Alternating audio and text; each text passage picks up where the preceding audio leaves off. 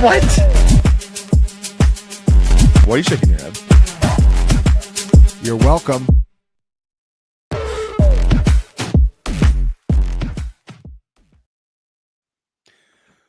Live FFPC main event draft. Theo Greminger with Scott Barrett here at Fantasy Points. YouTube only. Our YouTube channel crossed 19,000 subscribers. Big shout out to everybody consuming our YouTube content. So this is a YouTube special. We're joined today by two-time FFPC overall champion Abib Agbatoba of the First and 15 podcast. Make sure you add First and 15 to your weekly podcast lineup. It'll make you better at playing fantasy football. Scott Barrett and I did a FFPC main event draft last week. We ran pure, very pure. And then, Scott, you drafted again with Ryan and Jacob. Decent draft, not quite as pure as we had, but we're back at it, guys. This is the $1 million one. Abib, Scott, and I are going to chop it up 3 ways. That's how we're doing it. Brock Bowers goes off the board here. Jahmyr Gibbs at the 4. We're sitting at the 6 here, guys. CeeDee Lamb might come to us at the 6 here. Brock Bowers' dream is dead. Okay, so Lamb's done. So Chase, Robinson, Bowers, Gibbs, Lamb, all off the board. Is this a Justin Jefferson pick? Abib, where you at? Yeah, I'm good with Justin Jefferson here. I like elite wide receiver. I love CMC, but I have a ton of CMC as well.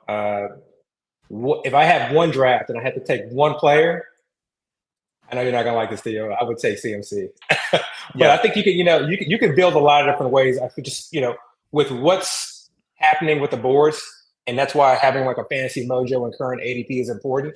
We really have a lot of different ways we can go with this. We talked about Justin Jefferson's end of year schedule. I love that. So I'm all about getting me some Jefferson shares. I'm Jefferson too. 15 seconds left. Yeah. Justin Jefferson, I'm going to put it in, Scott, unless you're slamming the table. You do what you got to do. Okay, so we're Justin Jefferson. And I'll say that I wanted Christian McCaffrey. I think Abib wanted Christian McCaffrey, but we'll take Justin Jefferson here. That's okay. Yeah. Okay, so I wanted to throw it out there, and Scott, you answer this one. So Abib and the 3 of us have been sitting here for half an hour. We're not messing around here. We're not just logging on and we're like at the lemonade stand here. We're trying to win $1 million. We talked about a number of players at the 106. Bowers would have been very much in consideration. Structurally unbelievable pick. And also, obviously we think very highly of him as a talent, especially with this 1.5 point tight end premium. But Abib and I both talked about Trey McBride at the 106, which is a little ahead of ADP. But Scott, I think you'll see this more and more throughout the month of August. What's your thought? Is he a big enough edge in 1.5 premium? Chris Wecht has him as the tight end 1 overall right now. Probably not. Like I said, just, in our last few streams, my best FFPC teams have been typically weight at the position.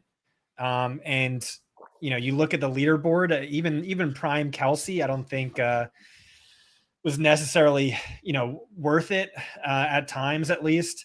I probably would have went Christian McCaffrey or Jefferson or Neighbors above him. Abib, one question that Scott and I have talked about a little bit. Trey McBride doesn't catch touchdowns. He didn't do it at Colorado State. He hasn't done it as an NFL player. Is this just like a kind of like a mislabeling of his skill set? Is it something where we could see a like the positive touchdown regression season? Or is it like a little bit more of kind of a PPR merchant and really benefits from the FFPC scoring? Yeah. I definitely think there are players who are just really good in the red zone, whether it's a running back or wide receiver. Like some running backs just have a nose for getting in, getting skinny in between tackles, or certain wide receivers just do well in short area spaces. To me, McBride, this is not an issue with him not being able to score touchdowns. I don't put him in that kind of Terry McLaurin category where we just expect regression. For me, I think we expect regression in the other direction. He had a ton of red zone looks last year. And yes, Kyler is Kyler, but I think Kyler is still good enough in this being, second year in the offense. I expect to see an increase in that. I think that's something that they really want to work on. Everyone was talking about it last year. They're very cognizant of it. So I'd expect to see him increase in that stat total. Okay, so 5 picks away here, guys, and we have 5 players in the queue. Take a look and see if you want to add anybody else. Ashton Genty goes. I love that value that team got with Ashton Genty at the 203. So 4 players left in the queue. Anyone to sort of add, guys, add them now. But I like all these guys for the value of the 207. Top 4 that are in the queue are just pretty solid. I would veto I'm happy with any of them. Amon-Ra if possible. All right, well, let's see if it comes to it. Are we live? Should we not be saying that? We are live. So I don't know who Scott's referring to, but we're live. Right now, we'll get to it. We'll get to it. I think that 100%. Yeah. Now we have just no surprise in the first round. You have BTJ at the 11, Nico Collins at the 12, Christian McCaffrey falls to the 110, Malik Neighbors at the 109. Scott and I took Malik Neighbors last week. We followed up with Puka Nacua. I love that combination still, Scott. And then Amon-Ra goes off the board here. So, Scott, after we make our pick, you can kind of talk about Amon-Ra St. Brown and why you're not like fully in on him Puka this went. year. Puka went, so we do not get Puka there. Scott and I are 2 for 2 in main events with Puka Nacua. We failed to get him this time, but we have 2 players. You're happy about that. You don't want to use Honda Civic on Puka. No. Listen, I have a lightly used Honda Civic on Puka. Oh, so listen, guys, it just hit us in the face here. Are we doing this pick that we talked about? Ja'Cory, Krosky Merritt? Yeah. Let's do it. Yeah, let's take Ja'Cory Krosky Merritt. We're going to set an FFPC record. No, like Devon Achane. Any reason to fade him here, guys? Calf injury. I mean, it doesn't like scare me off of him. I actually think this is probably an edge to get him at the 207. Yeah, I think, and we're probably seeing a lot of Justin Jefferson and Devon Achane, but yeah, I would lean into this. 2 guys with tremendous upsides. Oh, this is one of the easiest picks of all time. All right, so let's savor it. We're going to take it down to the 10-second mark and let the team at the 208 think they might be getting Achane. And then we'll put it in. So a little psychological warfare. And guys, this helps our structural discussion. Hey, let's go Justin Jefferson and Devon Achane. That sounds about like 200 and something receptions this year. So I'm really good with this one. I would like to prioritize, I'll go spoiler alert here. Handcuffing is always an interesting discussion, and Abib, me and you have talked about this for years, and I think you've sort of explained it about as well as anybody, where you handcuff when you like your team and you're not trying to like catch up. I thought that was one of the best ways I've heard anybody sort of explain it. I've talked about the 10-round rule, where I think in these tournament settings, if I can wait 10 rounds between my starter and handcuff, I'm sort of open to it. So I do want us to keep in mind, Ollie Gordon's moving up. We can't trust ADP. I think by the time we get to Vegas, Abib, Ollie Gordon might be like a 13th rounder in Vegas. The one thing I will say to this, and this is a credit shout out to my co-host Deo, who's just thinks very differently and outside the box. But for the most part, with the exception of like a very select few, Zach Charbonnets of the world, to me, the handcuffs are all the same. They're all the same. Yep. So pushing them up the board, like to try and get them in the 11th or 10th, especially like if we're passing on some guys that can help us out on a week-to-week basis, I really don't want to do. The entire draft season, I've been drafting since February. All I've done is just basically wait. Every so often I'll take Charbonnet just to kind of get some shares, things like that. But I just waited, and then, round 15, let me go hit the handcuffs. And it's just worked out beautifully. Like, I've gotten all my Dylan Sampson shares there. I have Ja'Cory Krosky Merritt is like now my highest owned running back. I won't be getting them anymore, but I got him all, 14th, 15th round and below. And the issue with handcuffs is that we can get so confident in thinking that we know the handcuff, especially like early on, which is why I really didn't want to do it early on. But even now, Ollie Gordon looks so much better than Jalen Wright, but I still don't know. I still don't know. I don't know what the coaches think. I don't know if the coaches prefer Jalen Wright because maybe he's more acclimated to the system. Pass blocking. I have no clue whatsoever. I mean, I put my chips on Ollie Gordon, but it's one of those situations. I knew that I wanted the RB2 in the Miami Dolphins backfield, and so I have a ton of Jalen Wright, and it turns out I was wrong. Potentially, anyway. So I have really good Miami sources. I was told Jalen Wright, the RB2, they wanted to look more like Mostert from a couple years ago. That's their guy. He looked like shit last year, but he thought he turned a corner. And then I got a DM from that source, 3 weeks ago. Disregard everything I said from Jalen Wright. He could not be any more in the doghouse. And so, yeah, you have Ollie Gordon, by the way, who played behind Alexander Madison all preseason, now the RB2.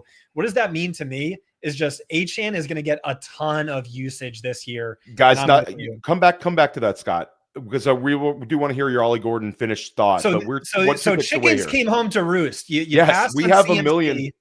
And now Kenneth Walker is staring us in the face yet again. Well, guys, I will say I'm really going to stump for JSN here.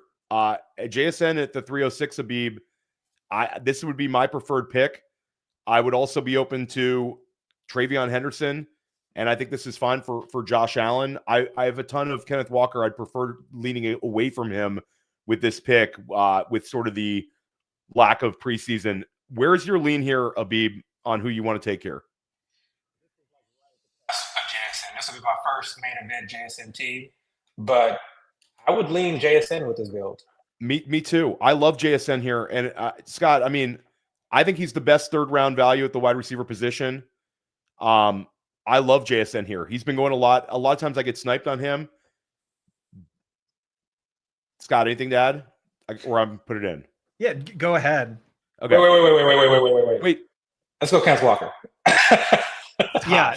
So I would love this team so much more if it was CMC and Achane, or if it was Achane and Kenneth Walker. But listen, hey, I'm drafting alongside two absolute legends who are like the best in the game at high stakes fantasy football. Habib has won the Big Gorilla Grand Prize 2 years in a row. That's a feat that's never going to be repeated. Theo Greminger is an all-time legend. So I was bullying Ryan Heath. I pulled out that I was the one who signs his paychecks. I'm like, you got to give me Cam Scatabo here. Yeah, when I'm drafting it alongside two legends, I am more than happy being a team player. I think the team's going to be better off for it.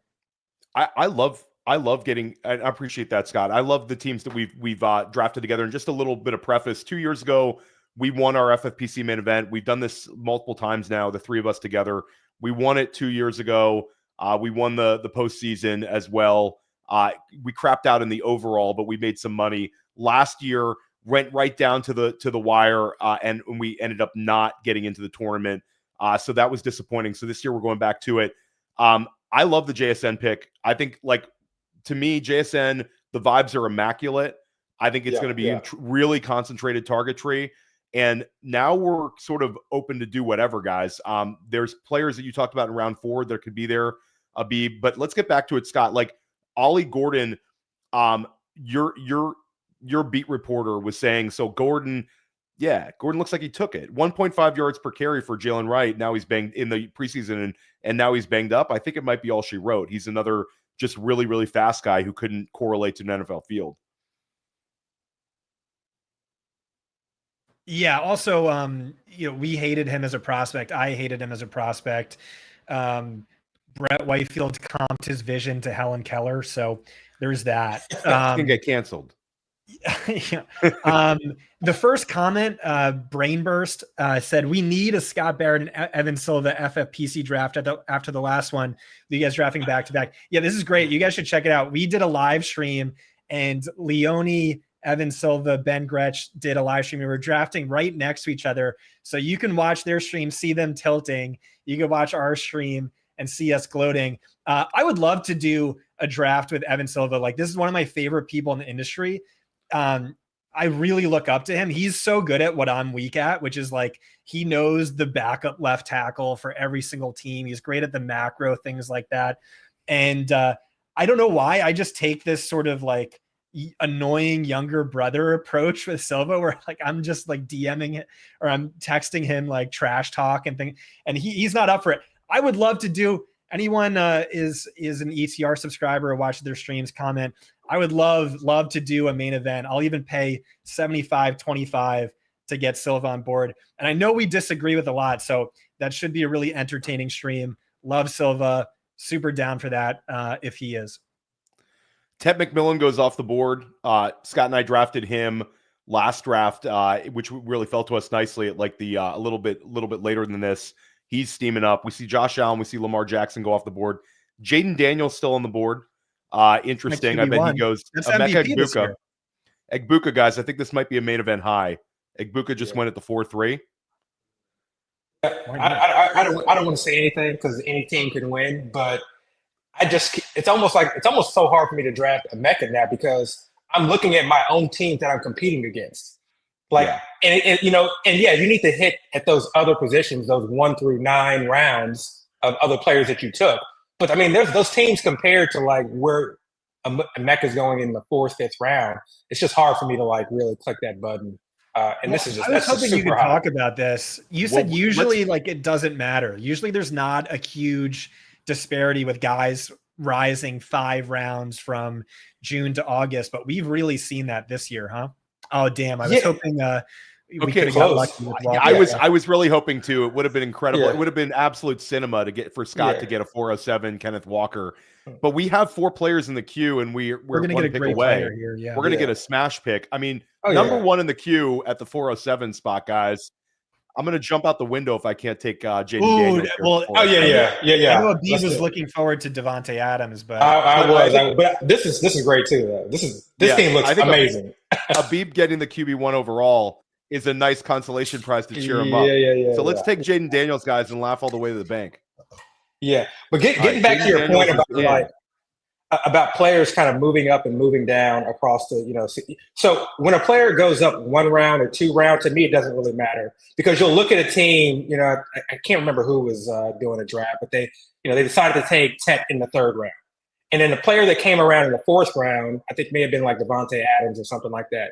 Well, a month ago, Tet was going in the 5th round, Devontae Adams was going in the 3rd round. So those players just essentially flip flop. So you got a value on one, but you didn't really get a value on the other. And so I think a lot of that, where players move up 1 round, come down 1 round, or even 2 rounds, is probably insignificant. But when you go from like the 9th round to the 4th round, that's significant. So the Emeka, Pearsall's kind of getting to that point. So players who are making like 4 or 5 round jumps, to me, that's significant. And you really got to think about the construction that I'm building. What am I going to be going up against, for teams that drafted this player 4 or 5 rounds later? It's interesting, Abib, and I've had this conversation with a lot of people too. At the end of the day, like I get the overall nature of the contest, and I get that you're playing behind overall, but still in your league, like I think the people forget, like it's an FFPC main event, or you're playing even like Underdog Best Ball Mania, or you're playing NFFC Primetime. Like you still need to win your league or finish towards the very top to make the big dance and the big playoff push. So I get it. And it's a bigger question a lot for like higher volume players.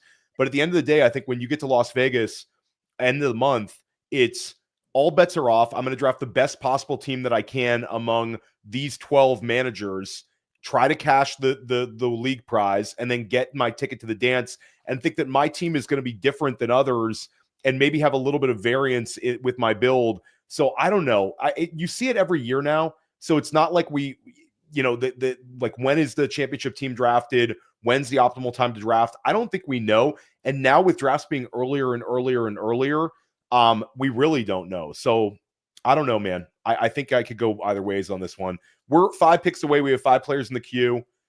If you want to add anybody else in, add them in, Scott and Abib. Pickens just went. That's disheartening. Now, let me throw out one name to you guys. The correlation play. Do we want to take the chance on a not really, hasn't been there? Maybe it's going to take him a while to ramp up with McLaurin. I don't really care. I'm just curious your opinion, Abib. In my mind, the way I draft these teams is, I come to a conclusion and I ride it out. So if McLaurin is there and we have Jaden Daniels, to me, like he needs to be in serious consideration because he helps Jaden Daniels. I'm sure Jaden Daniels is Superman and can succeed against all odds, but let's reduce those odds or have those odds in our favor and have his number 1 wide receiver there. And if he is going to be there, it's just I just look at the situation. Terry McLaurin doesn't really have a lot of outs. He's 31. He's not going to sit out this year and then come back and try to argue another contract at the age of 32 or however old he'll be next year. So he doesn't really have a lot of options. He can be unhappy in play, but I don't think he wants that, especially if he's looking for a new contract. I think eventually these guys will figure it out. Yeah, I mean, for me, it's like he was going much earlier than this. You're getting a little bit of a discount. Laporta goes off the board. We talked about him as a structural 5th-round pick like earlier. I think this is a wide receiver here, guys. I think that the wide receivers in the queue, unless somebody wants to stump for a running back here, I think it's one of these 4 wideouts. So Cortland Sutton, Jamison Williams. I won't say the other one because I think he could fall to us. Yeah. And then Terry McLaurin. Abib, do you want to lean into the correlation here? Actually like the idea of Cortland Sutton, honestly. And T-Mac may continue to fall. The closer that we get to the season and he still hasn't signed, players just might be scared off. So this is like one of those teams where maybe we just build a crazy build where this guy falls lower than he ever has. Sutton is going to steam up, just given what he's done over the preseason. And there's always the out that Knicks advances in that offense. They become a little bit more pass heavy, a little bit more pass volume. He can still improve from what he did last year, or just carry forward how he ended the back half of the year. I'm with you, Scott. Yeah. Rich Haribar loved him too when we were with, and I know Ryan's big on Sutton, Jacob Gibbs. I like Sutton a lot here. I think this is a good pick. I'm gonna put it in, guys. Okay. Okay, so we start out the draft with a anchor RB. We anchor out Devon Achane as a 2nd-round pick, and it's worked out really, really well. We have an elite quarterback and an anchor RB, and our 3 wide receivers are all clear wide receiver 1s. They should fly off. They should be really, really high up in a number of categories on Fantasy Points data suite. Justin Jefferson, Jackson Smith-Njigba, and now Cortland Sutton in round 5. We don't have an RB2. We don't have a tight end, but this team has a ton of juice. And guys, if you really big shout out to everybody for our YouTube growth. If you're watching this in the stream, make sure you subscribe to the channel. It doesn't cost you anything. It helps us out a lot. Scott Barrett, your vibes, your feel on this team? Yeah, it's looking pretty good. I did want to say on the Terry McLaurin thing. So we didn't get Kenneth Walker. Maybe we should prioritize Charbonnet a little bit more. I'm with you. Yes. All handcuffs are the same except for that one. And then maybe we don't get Terry McLaurin. We prioritize Deebo Samuel a little bit more. You have the stack, but it's also the track record on holdout wide receivers is pretty terrible, where heightened injury risk and like slow to start, QB chemistry, QB rapport is a big thing. Players not practicing, showing up out of shape. And so maybe that gives an edge to a Deebo Samuel as a stack later on. I love that one. Draft. I love your take too, Scott. Like we talked about this, like the game theory of it. And I've talked about this a lot where I think both Seattle running backs are great picks this year. I don't think combining them is ever a good consideration unless it's like a home league and you were getting like Walker in the 4th and Charbonnet in like the 11th, like a month ago. That ship has sailed. So you're really diving into the Kubiak offense. Like JSN, I think it's going to be very, very consolidated. They're going to use a fullback in that offense. Like I bet you they lead the NFL in the highest fullback usage, which creates like a non-target on the field at all times. And I just think it's going to be those 2 running backs eating. And when Walker misses, I think Charbonnet is not only like a really, really fun player to have, but he could be like the league winner if Walker misses time. And even if it's like 5 weeks of no Kenneth Walker, Charbonnet would have massive, massive win rates. The one issue I'll say with Charbonnet is starting to steam up, Scott. You're starting to see like 7th round Zach Charbonnet sometimes. So just throwing that out there. Yeah, and it's probably correlated with the later Walker goes, the earlier Charbonnet is going to go. Abib, your feeling about this team? It's great, huh? It's a good looking team. I love it, especially what we have in the queue. We've had a couple guys kind of rise up the board, or guys that weren't necessarily in our queue that we weren't looking at taking, that have whatever we land with in the 6th round, I think I'll be pretty happy with. So one question, and one thing I see in that's interesting, and again, maybe I should wait till after we pick for this one, but is Kelsey an edge with no, like with Rashee Rice being there at the beginning of the year? I don't like taking Kelsey in the 5th round because the whole like argument with him coming up was like Rashee Rice is going to miss the beginning of the year. Therefore, Kelsey gets this early season bump, and you get like this Mahomes like first read option, the first down guy in the offense. Kelsey didn't score well in games with Rashee Rice last year. So I don't know if I like that 5th round pick. yeah, I don't have much Kelsey on my end. It's kind of been a pretty full on fade for me. All right, so we've got a really good looking queue here.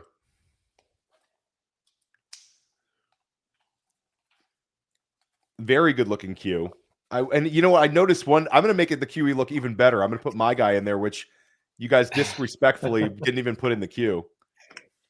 The utter disrespect. Number 6 now in the queue. You guys didn't even want to put him in I'm there. only seeing a top 5. Well, it's somebody you went on a rant about last FFPC main event stream. He's in the queue, Scott. He's worth having a discussion. Who's this guy? Oh, I completely forgot about him. Okay, thank you, Abid. I know you like this guy, Abid. Yeah. No, I must have overlooked that guy. Okay, so we're 4 picks away. We have a nice mix of different positions in the queue too. This is not just like last time we were looking at 4 wide receivers. Now we have every single position kind of available to us. Interesting 6th round values. A couple guys who don't usually go in this range anymore are there. And there goes Pollard. So we lose one of the running back considerations in this round. They did us a favor, I think. Yeah. Lack of an edge pick, but I get the structure. There goes Tyler Warren, and I'm glad we didn't get to this because it would have been a heated debate. I would have really pounded the table for him. I know where I'm at. That would have been my pick there. Really? Warren? Warren would have been my pick too.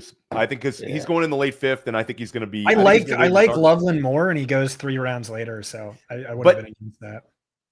Okay, so we're OTC here. It's TJ Hawkinson was the other tight end that we had in consideration here. So we've got DeAndre Swift, Jalen Waddle, and Rashee Rice. What's your lean here, Abib? Rice. I'm but fine I can with be it. talked on the Waddle. I can be talked on the Waddle. But... I mean, I prefer Waddle. I know Scott's vote is going to be Rice, correct, Scott? Yeah. Okay, I'm good with this because I think we have the build to support it. And in the pre-show, I said I like Rashee Rice if he's my wide receiver 4 or wide receiver like sicko build wide receiver 5. But we have so much target volume with our 3 wide receivers that I think we take the chance and we just take Rashee Rice and we build this team from here. All right, let's take Rashee. Yeah.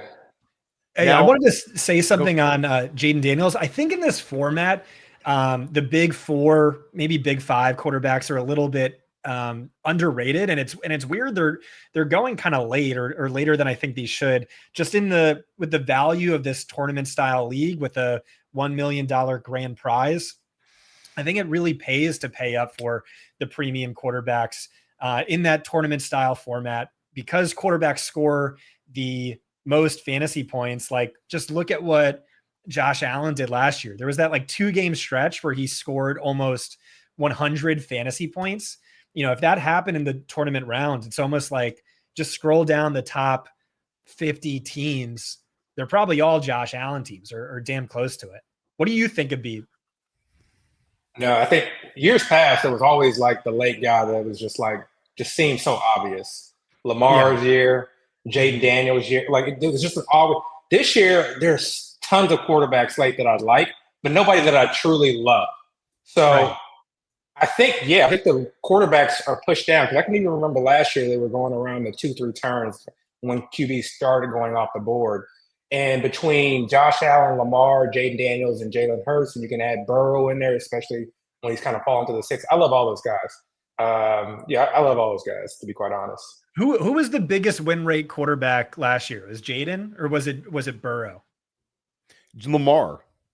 Oh, what? Oh, right. Okay. Because Lamar also was drafted not as Lamar was like the QB3 and finished as a QB1. And Allen finished as a QB2, but he was drafted as a QB1. He still was a really good win rate guy. Jaden Daniels did have good win rates. 2 years ago, it was it's wacky, but we talked about this a lot on School with Scott and I know you guys have talked about this too, Abib, where people are not letting upside fall at the quarterback spot, i.e. rushing ability fall. We saw even last year, Jaden Daniels was still the QB 11 by the time we got to Vegas, QB 12 everywhere. So, and it's not like you had an opportunity to get him late. Even Scott, when you had your massive Lamar Jackson call, he started steaming up a little bit at the end of the summer, but you're still drafting him as a QB2. Mahomes, his QB1 overall year, drafted as a QB2. I think in this sort of like atmosphere of people chasing upside up boards, neither one of like 2018 and 2019, those two QB1s would not have been drafted as late as they are. So I don't mind it. And we also avoid like landmine picks. Like if we look at the players that go behind Jaden Daniels, there's some guys I really like, but there's a couple guys who could crap out. So we get like we avoid landmines, we get the upside, we get the rushing ability, and Jaden Daniels makes it look effortless too. Like, I mean, he looks so good out there. He's such a player. Loaded the queue up, guys. Yeah, and just looking at the queue, not to kind of give away what we're potentially are going to do, but this is one big reason why I don't mind Rice in the 6. Passing on a Waddle. I definitely get Waddle's upside, and I like Waddle, but I feel like there's still other guys that could potentially fall in that 6th round or 7th round that can make up for that loss of Rashee Rice forever, however many games he misses due to suspension. Player number 1, I think we auto take if he's there. It makes a ton of sense. Player number 5, I think, is worth a conversation about pushing him up. I'm going to throw one more guy into the mix, guys. Oh, he's already in the mix. Never mind. Again, we have multiple positions available to us here. I don't even kind of count Rashee Rice in our build. He's sort of like a 0 in the build. I think that's the best way to look at him. So right now we're like not like a 0, but like, like we don't know how many games he's going to miss. So like he doesn't affect my wide receiver drafting, so to speak. He's our Ricky Person. There you go. Oh man. That team looks pretty good though. I got an 8-11 Tyler Warren in that. So damn. We may do some damage in that one still, even giving up my 5th round pick.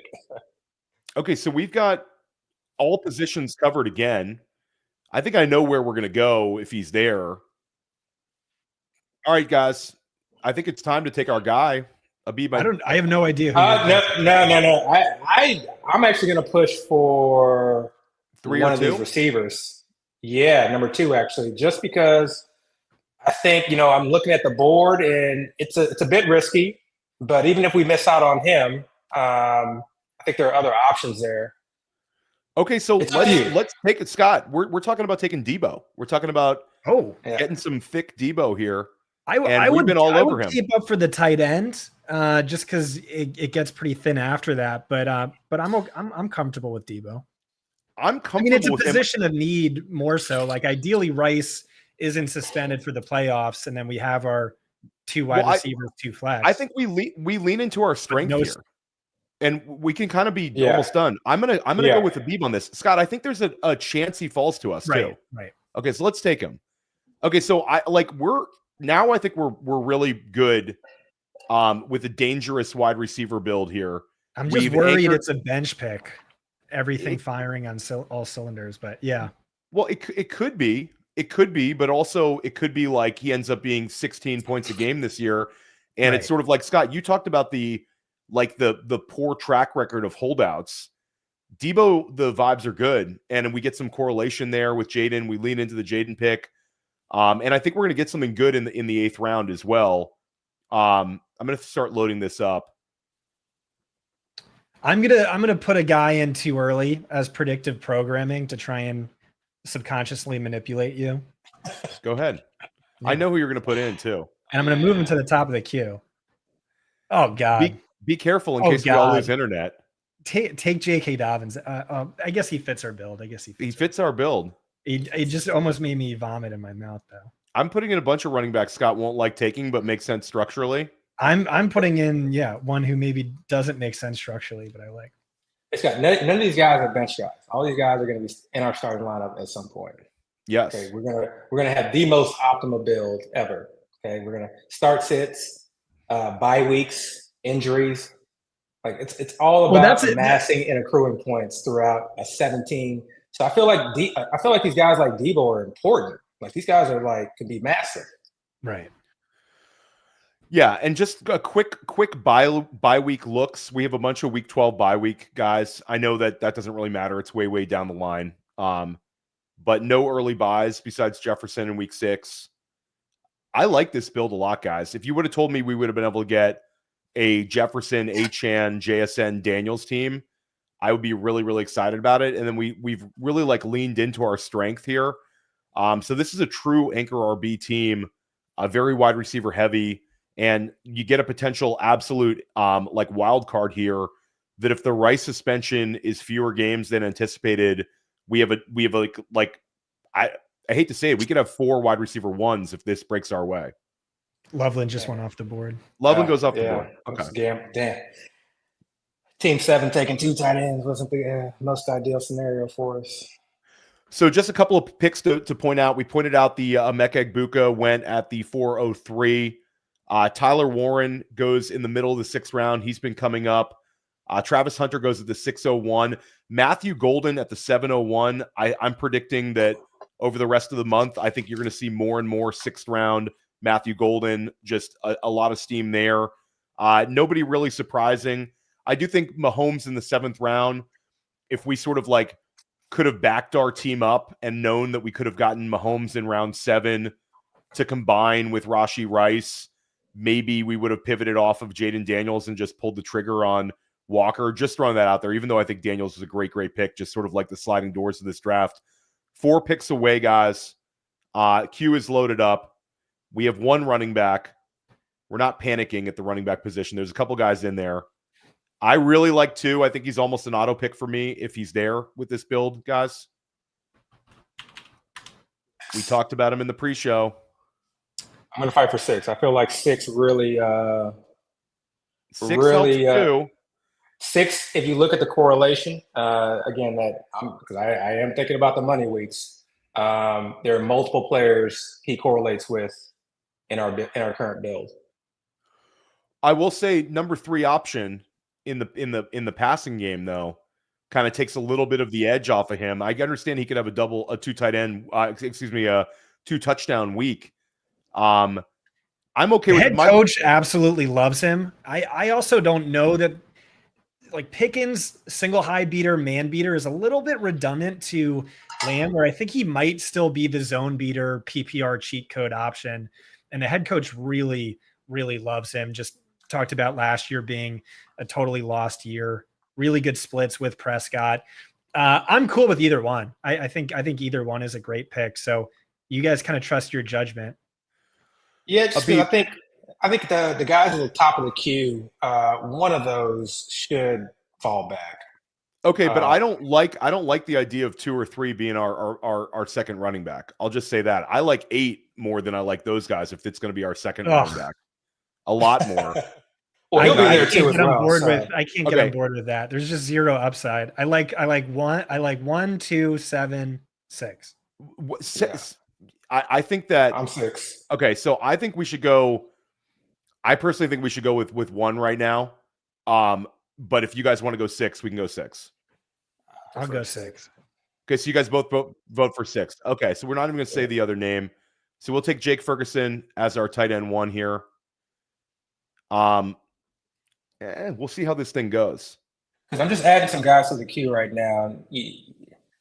Guys, I'm going to, anybody watching, I'm going to kind of adjust our board. If anybody needs me to scroll back up or you can't see it as well, just let me know. People get heated on YouTube about that. I don't love the pick. I get it. I get where you guys are at. I think we need to kind of load up on upside later in the draft. Like structurally it's fine. We've been talking about in DMs. Yeah. Because Ferguson isn't an upside tight end to me unless, Pickens just like pulls a Deontay. But exactly. Yeah. Ferguson feels to me like a non-edge pick that we force structure, and we might end up with like a purgatory guy that doesn't have as many I also big think he's like tight end 8 in tight end premium. Like I feel really good about that, and there's value to that. But edge pick probably not. But it's also like, well, we lost out on Loveland. Yeah. We lost out on. Yeah. I think my guy who went 1 pick later. So just to kind of back it up, I wanted Zach Charbonnet. Abib and Scott wanted Ferguson. They both like Charbonnet. I want to take Charbonnet there. Charbonnet feels like an edge pick, feels like a guy who could get 20-point weeks out of. Ferguson, I sort of disagree. I think Ferguson, they paid him a lot of money, but I think Pickens' presence there takes a lot of wind out of the sails of like the spike weeks from Ferguson. We've seen some of these big spike weeks with him and Dak. I don't know if we'll get as many this year. I don't think it's a bad pick, but I just prefer Ferguson like around later. I don't know. It's fine. Yeah. We'll be fine. I get it. I for sure get it. Someone talking about Hunter Henry, where like we should have gone Charbonnet though, guys. For the record, I'm going to remind you guys in 6 weeks. Okay, do it. This is one. I will say one thing about Jake Ferguson. A lot of people have Dak very, very high up in their rankings when it comes to QB, and it's all predicated on the passing volume just being top 2, top 3 in the league. It can't all be CD. It can't all be Pickens. So even as the number 3 option, he should see a ton of targets. And right now they have no run game to speak of. So defenses aren't going in like really thinking too much about Jake Ferguson. A lot of it is going to be based on taking those guys out. I feel like he's going to, in a tight end premium, yes, his yak is less, is nothing that, to write off about. But if he's getting us like 6, 7 catches, like every other, those are going to be valuable points until our high upside guy starts to take over, or our high upside guy, finds his way into our lineup on a weekly basis. I added one guy to the bottom of the queue to be in consideration a couple rounds from now as a sort of bridge guy to get us to some of the higher upside running backs that this build's going to have to support. Just as a correlation and interesting type play here. I'd really like to get 4 or 5 here. I really don't want to go with one of the top 2 guys here. I think the top 2 guys, like if I just looked at ADP and circled like the best possible values, I would circle those 2 guys. I think 4 is a 12 to 14 touch guy in a committee backfield with no upside unless the other guy gets traded. 5 isn't even on a roster. 3 is dust and cucked by week 5. Personally, I think we probably should have went Charbonnet. I think you were. We should have gone Charbonnet. Okay, but it's okay. We'll recover here. Right on that. We'll recover here. I think if we could have traded this, we could have ended up just kind of punting out tight end and gone Charbonnet. I think we'd have liked it, but it doesn't really matter. I'm like I would like to say I'd like to pound the table for 3 or 4. I think you're going to be happy you had. If 3's there, it's a no-brainer, guys. 3 we can start. I think 3 is a terrible pick, personally. Abib, you're gonna have to be the tiebreaker. Yeah. I think 1 and 2 have tremendous upside, and 3 and 4 have no upside. 1 might be a 0 week 1, and 2 might be a 0 week 1. And I like those guys. That's fine because I just added 9 to the queue, who's gonna go in 6 rounds and is gonna give us week 1 points. I don't think I'm confused on the guys in the numbers. I think this has to be somewhat of a week 1 bet, and this cannot be a bank. We need to bank some points here for early on in the year. I think you could do that with 9 or 7 but Abib. Well, 7 we can 7. Okay, so the J.K. Dobbins was the one I really wanted. You're gonna absolutely kill me if I can't get my guy here at the 906. This is my on-brand player.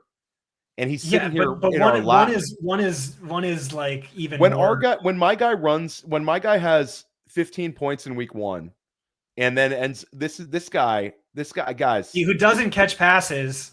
He can catch passes. Is not the best running back in his own backfield. Abib, we're running out of time. One.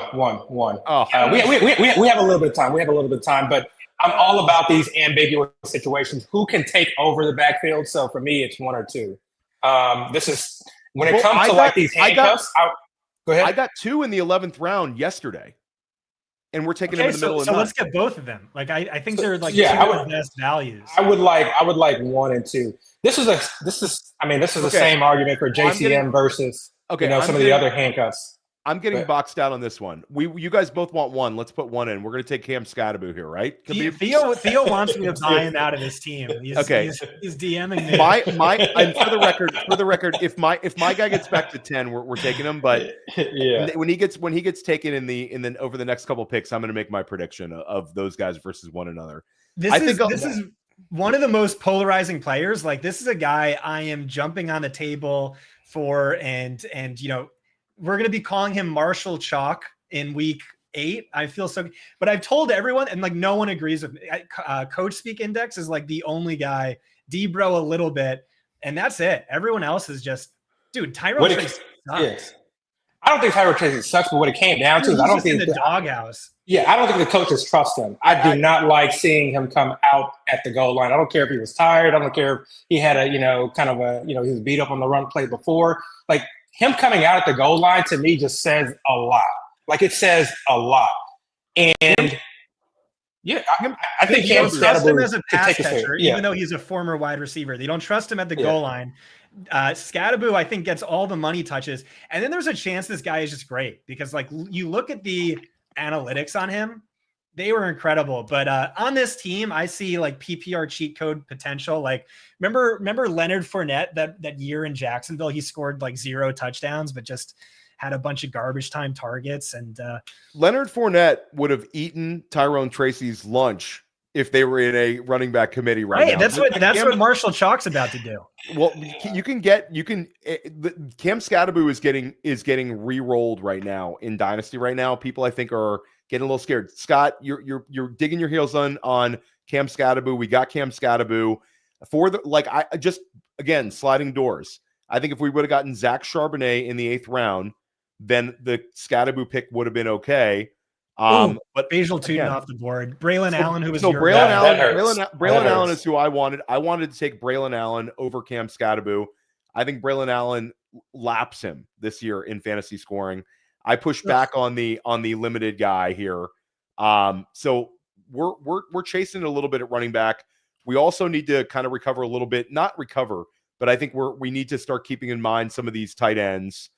We're gonna keep now that Tootin's off the board, like I'm totally fine with whichever running back you guys want because I just think none of them are difference makers, or they're all like handcuffs, which are the same. I'm going to continue to push it. I'm all about number 4 here. I would not want to pass it. Oh man, I couldn't agree more. I'm with you. That's an edge pick there for me. I like that pick. Awesome. Finally, three-way agreement. 3-way agreement is fine. So we've had a little bit of disagreements, but I think we lean back into it. I think number 3 for this build makes a lot of sense based on what I think we have to do in the back half, guys. He's incredibly boring, but I think we take him slightly ahead of ADP in this draft. Who is this? We'll number 2 now in our queue. And I will say that just for starting week 1, number 1 makes a ton of sense, guys. That's fine. Because I think he'll be a week 1. He'll get points week 1. As long as we take 3 here, yeah. I think 1 and 7 though. 1 and 7, like you're going to be hard pressed to know who's going to outscore who the first couple of weeks of the season. I get 1 over 7, but I don't necessarily know that it's like a massive difference. If it's decision, it's not a like for me. I think 1 has a little bit more juice to him. Maybe they trust 7 a little bit more. It could be an ugly split, but I think if one of them runs away with it early on, it could be 1. I just kind of a gut feel. I'm okay taking 3 if he's here on the board, and then I think we'd be in like really good shape, and it'd be kind of there you go. So the Austin Eckler I was saying we need to get Austin Eckler with this build and kind of lean into the Washington correlation and get bankable points early on. Ollie Gordon also goes off the board extremely early. I believe this is a main event high. Ollie Gordon goes at the 10:05, so we don't get the handcuff there. So we're very fragile at running back here, guys. Very, very fragile. You still want to go with number 2? I feel like what's going to happen is if we take 2, there's going to be a steamroll here, and we're going to maybe regret not taking 1. I think that's okay. Yeah. I'm 100% in on 2. Okay, so we're taking 2. Okay, so let's take 2. So we're taking Luther Burden, and now we've got a really. If I could go back in time, I think I would do Loveland and then 2 of Charbonnet, Scadaboo, Tootin. Yeah. If I could go back in time with this team, I would have also gone Loveland over Samuel, and I would have gone Zach Charbonnet in round 8. I would have gone Braylon Allen in round 9, and I think it would have been a much better build. But it's very, very. We're very fragile at running back, and I don't think we have an edge at tight end. So I think we really need to prioritize those 2 positions. I actually think this could be a naked QB team with just Jaden Daniels. I really don't think we need a QB2. I think we're gonna probably be better off leaning into just more kind of like gut shot running backs. If Breece Hall gets traded before the deadline, you need to be way more obnoxious than you're being, because we've been feuding on School of Scott about I've been anti Braylon, I was anti JCM, I was anti Travion in comparison to you, and you were right on all three of those. And he's not victory lapping. He's not bragging in my face. He's saying the Royal I don't need to brag. But the Braylon Allen fade guys, like the Scadaboo over Allen, taking Cam Scadaboo over Braylon Allen. I mean, Braylon Allen is younger than Cam Scadaboo. Braylon Allen is in a situation where, like, they're going to lean into Braylon Allen. I think Braylon Allen I took him in my main event with Dan Williamson yesterday, right in about the same spot we took Cam Scadaboo. I took him at the 905 as our RB3. It's an awful team. He doesn't catch passes. He averaged 3.6 yards per carry. He hasn't been good since he was 18 years old. I'm a hater. So I do think that the one thing about the Luther Burden, some people are hating on the Debo and Luther Burden picks. I think it's sort of a Rashee Rice gets us a bridge towards Luther Burden, where Luther Burden could break out. Again, I still can't get over the fact you guys are not in on Braylon Allen over Cam Scadaboo. This is one where I'm going to remind both you guys of throughout the year. Braylon Allen, I mean, we could have Braylon Allen in our laps, guys. The only issue with Braylon Allen is that I just really don't know how much he's going to be involved in the passing game. And it's the offense itself, to me, is not one that, they're just going to see a lot of passing volume. So then we just were really relying on him getting a lot of yards, and really so more relying on him just banking touchdowns, which is okay. But I don't know. I feel like in a PPR league, we need backs that can catch, that can catch passes to like really make a massive difference. Yeah. You know who's so underrated for this build? 6. Yeah. Fine. I mean, you could twist my arm. I can't win with you. All right. You could twist my arm into it, I guess. But in the same way, like Breece could get traded or Breece could get hurt. I mean, anything can happen in any backfield. That's why I feel like a lot of these, handcuffs, or even some of these guys who kind of have like the 1B role, they still ultimately need an injury to happen. And injuries we can't predict. Like the risk of injury for one backfield versus another backfield are theoretically the same. Because guys that we think that can't get hurt are the ones that tear an ACL and they're out for a year, whereas guys who have an injury history seem to stay healthy the following year. So I think it's just a game that we're just trying to play, and guys that we like because of skill. And I understand that, like, kind of moving them up the rankings, but ultimately it doesn't matter. Like, let's just get as many of these guys as possible. I prefer, though, the guys that catch the passes or guys that are just extraordinarily explosive, because there's a couple guys in the queue that shout out to Listowick, who called it. This team needs Ramondre. That's who I was talking about, number 6. Ramondre just went off the board. He, to me, is Tyrone Tracy. He, to me, is Braylon Allen, where it's the same thing, committee backfield, not catching passes. Okay, I put 2 players at the bottom of the queue for you guys to consider. Yeah, I like that. I like 9. I sort of... There's more names than that. Okay, this guy. Okay, Abib, what's the lean here? It can't. Is it 1? It can't be 1. Oh no, no. I'm 3? It's not 1. Okay, I think it's whoever you want. Okay, I think that we're already deep into the weeds at the running back position. I would not mind Tyjae Spears in this build. Who I know might miss a game or two, but he at least has some upside, and I think he's good at football. I also think that the tight ends are interesting here, where I think there's 2 tight ends in our queue that are edge picks versus some of these shithead running backs, but we could use maybe Abib. What's your lean here of all these guys in the queue? My lean is just dominate these other positions and forget about RB2. We'll figure it out. Okay, so which running back do you prefer the most? I love that. Which 10 seconds. Tight end? Yeah, go tight end. Let's go Brenton Strange. Okay, I'm good with that. Okay, so we get Brenton Strange as tight end 2, and now I think we're at least a little bit caught up. We didn't force correlation. I think for me, Strange has a lot more upside than Zach Ertz, and I'll take the unknown upside there. Ertz and Debo seem like kind of like a superfluous bet, where if we're betting on Debo to get these like low ADOT targets around the line of scrimmage, manufactured shit, then that's going to hurt Ertz. And also Ertz is like older than dirt. And we get Brenton Strange, who's young and was a second round pick. So now, guys, I think we're in like, we are forcing running backs with maybe another tight end mixed in. We are going to force running backs hard as hell these next couple of rounds. I think six or 11 would have been my preferred over. I like Strange. 6 a lot. I like 11 a lot too. But like Strange too as well. But I mean, Strange gives us a little bit of juice. Important. I mean, we get Strange with Ferguson. It's not out of the realm of possibility. It's 2 number 3 targets on their offense. If Strange outscores Ferguson, I'm not like, oh my God, I think it could happen. I know like Ryan Heath is very big on Brenton Strange. He's been pounding the table for him. Shout out to Vic Z, who's torturing me in the chat with these comments. Vic, you're killing me with this because this is exactly where my head's at. And then I see my guy Vic Z saying it over and over again. So shout out to you, Vic Z. We are completely in agreement on that one. But we're okay. We now have we've caught up at tight end. We have a lot of juice at wide receiver. We have Devon Achane, but now we've really got to commit to a ton of running backs here. We got to commit to it. And a couple of, and I'll just bring up the kind of the free look guys are interesting too, Abib. Just keep an eye out for those guys. Yeah.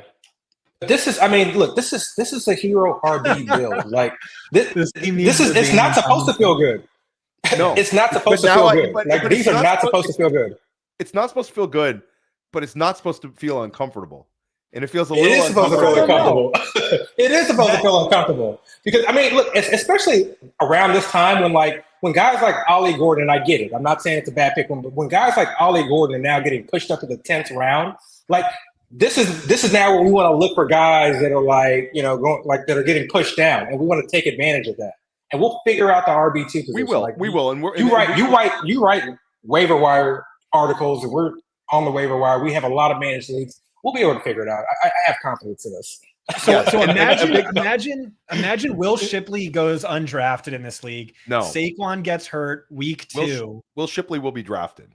By us, probably, right? By us, probably. So imagine that happens. Who benefits the most and has the best odds of winning this league? It would be us. Like that's why the hyper fragile and like, it feels uncomfortable. I actually don't think it's that uncomfortable, but no, it's that's the edge there. It's an eye of the beholder uncomfortable. It's if you view Cam Scatterbo as a guy who's going to give you top 15 weeks, then you're not, whatever. It doesn't matter. We're in okay shape, guys. We're okay. We've got 8 rounds to go here. 9 rounds to go here. We'll have a lot of bullets left. The Eckler pick sort of like, and you should never tilt out about losing a guy who's a 30-year-old running back. But I do think if Eckler would have fallen to us and we could have taken him in round 11, we would have, or Dylan Sampson falls in round 11, or even Ramondre falls in round 11, then we wouldn't have taken Brenton Strange there. But I think it was the correct move to take Brenton Strange over. Could be a Ramondre type. I feel pretty good about that. Yeah, I think 2 or 3 could be, I think one is a great pick and it's a chaos pick. Love it. And I think one gives you way more weekly juice than 2 does. 2 is a straight up contingent upside bet that we can wait on. 3 is older than I am at this point. So I really don't want to take him. Right. All right. Well, you could just cross him off, but I mean, no, it's fine. No, he makes sense. It's 14 touches in week 1. That is true. I don't mind. But I would say let's play the ADP board, and so let's try to get as many of the guys in our queue as possible. And right now, one guy has really fallen. And if he falls to us here, let's grab him. A month ago, this guy would have been gone in the 10th round or in the 11th round when there was, issues on that team. I'm trying not to give away too much. Okay, so if he's there, we take him, Abib, 100%. If he's not there, do we just take 3 and just put him in the lineup? Doesn't matter. And how good for the on-brand pick would it have been if we just pushed the chips in and took Brandon Ayuk there if he was available? All right, so we're taking Ray Davis. Yeah. Who scores? Chat, let us know who scores more points this year, Ray Davis or Cam Scatterbo. Let us know in the chat. Yeah. Shout out to the chat. Keaton Mitchell, I love that one. And yeah, Beeb, you alluded to the waiver wire content. I'm going to be doing our high stakes waiver wire article at Fantasy Points every single week, sort of similar to what I did at the other website I used to work at. But it's going to be deep league waiver wire ads and really catering a lot to the FFPC, the NFFC drafter. And then this is in addition to the unbelievable waiver wire content that's already available at Fantasy Points. So really excited to do that. And then we're going to be talking about it on Fantasy Football Daily, where I'll talk about some high stakes waiver wire ads. And Joe Dolan and Tom Brawley will be joining me every week to talk about like some of the top 10 guys in some of the more shallow type leagues as well. So we have you covered for any kind of format, top notch waiver wire advice in multiple ways here at Fantasy Points. So that'll be really fun this season. Yeah. Here's a good one, Scott. Shout out to God. Bruce Flash. Who scores more, Cam Scatterbu or Devin Singletary? I can't wait to play this back. I'm going to make you Run it rewatch back. this when he's, a league winner. I hope he is. We have him. We have 2,000. No, we have more than that, Scott. We have like $6,000 worth of Cam Scatterbu right now. I'm going to have that as a bump on the events. soundboard is just your voice saying who scores more, Scatterbu or Devin Singletary when Scatterbu's outscoring. No, I do think for the record, it's Cam Scatterbu. That's a Bruce Flash one. But I will say on the record, you can clip this one, Trey. Braylon Allen versus Cam Scatterbu, Theo versus Scott. And I hope I'm wrong, Scott, because I have more Scatterbu. I have a couple of dynasty shares of him, now a bunch of main events. So thank you. Appreciate that to Jim in the chat. Big little shout out here. That's right. You guys are gonna. Okay, you guys aren't gonna like this, but my vote is either number 2 or where'd he go? Or did he get taken? Where'd he go? Is it a non-running back? Yes. Yeah, I like it, dude. Because look at number 14 in the queue. Yes, okay? I agree with you. I mean, just the free look. Yeah, so we just have so many options. Like all these guys are the same. Okay, Ollie Gordon is no different than Ray Davis. He really is not. I just moved him up to number 1, Abib, and I feel like if we take him, I think we're basically done at that position. But I will say that for our build only, and this is for our build only, 4 and 6 should be considered because we're talking about week 1 points. We need bankable points in week 1. And 4 and 6 are going to have bankable points in week 1. Like, what was what? Yeah, I'll just say Agreed. their names when we're on the clock here. But I'm not going to say I'm not going to say the other player. I'm going to say the running back's names. All right, guys. Okay.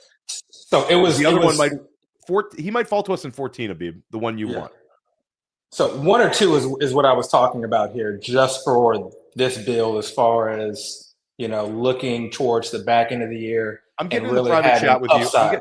Abib, I'm getting in the private chat because a big thing for the listeners at home is like this is a philosophical difference where like Abib and I view running backs, especially like later round running backs, the exact same way. Where we're seeing in our queue like a tier of 10 guys who all just kind of look the same to me. Where it's like, hey, if this guy goes down, this guy comes in and gives us 15 fantasy points per game. And so I think Abib and I both lean a little bit more towards the non-running back here, which is a little chaotic. But so Abib, I'm cool with whatever. But guys, I love the pick of the player, but I think that there's game theory wise he can fall to us in round 14. Okay, but so then who's your favorite running back? Because I doubt we agree on that. But okay, I'm so cool I think I think for this build, if we're swinging upside to the moon. I think that it's number 3 in the queue right now. So I don't think he's actually the cuff. I think you see AJ Dillon with 12 to 15 carries. Okay. So I think this is a very boring Jerome Ford or Nick Chubb and put them in the lineup for week 1 and know we're going to probably get 10 PPR points. I think I feel a little bit more comfortable with that. Okay, so pick one of those two, Abib. I would take Ford just because Ford. Yeah, I'd rather have Pierce at cost than Chubb. So let's get Ford. We'll take Jerome Ford, and then number 1 in the queue is an auto pick in round 14 if he's there.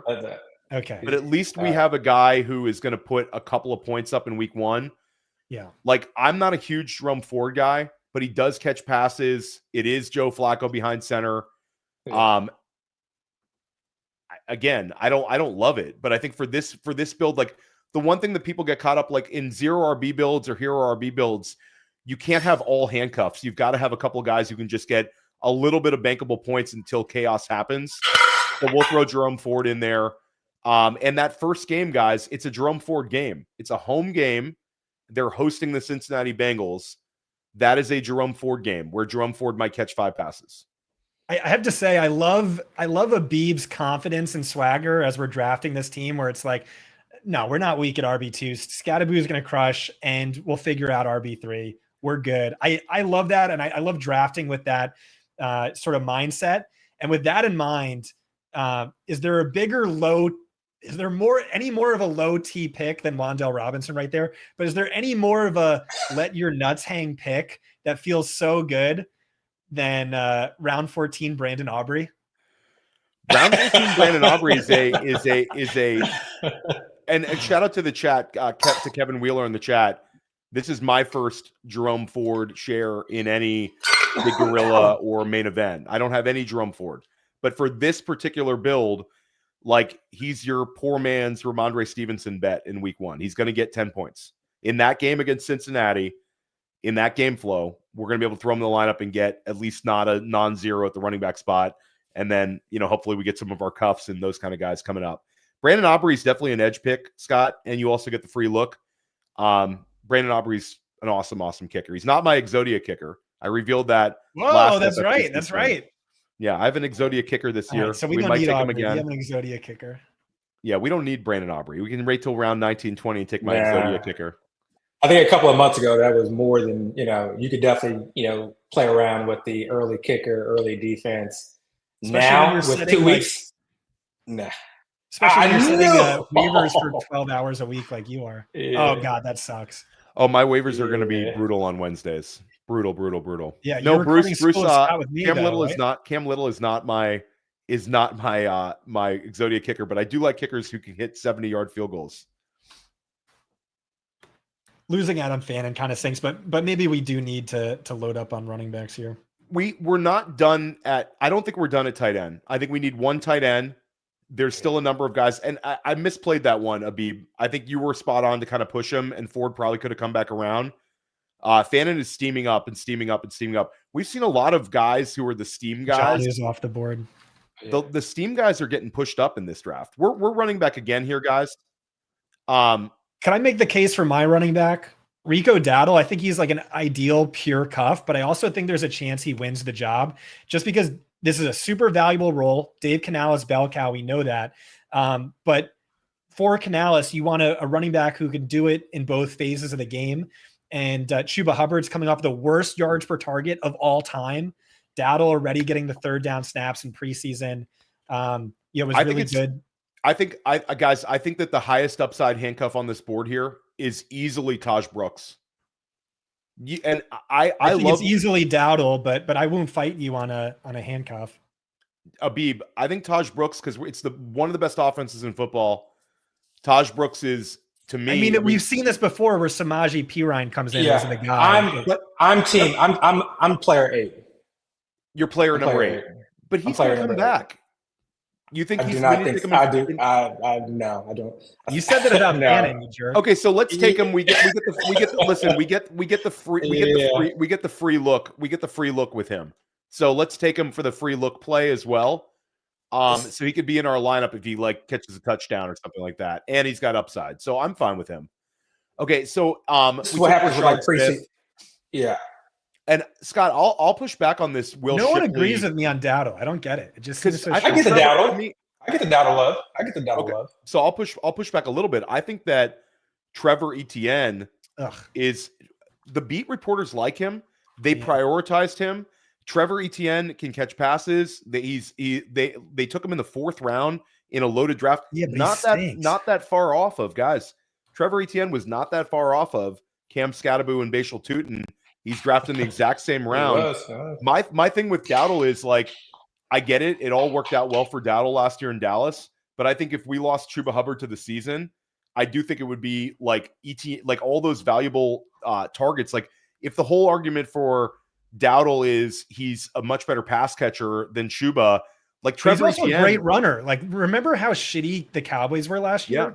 He had a 100-yard game in 4 of his last 6 with like nobody backup quarterbacks. So I think he's Rashad White role, Chuba Hubbard role, way more valuable than, and this is my difficulty with like if I like compare him to Braylon Allen, because yes, Braylon Allen just looks so much more explosive, younger back, etc. Like probably a better runner between the tackles.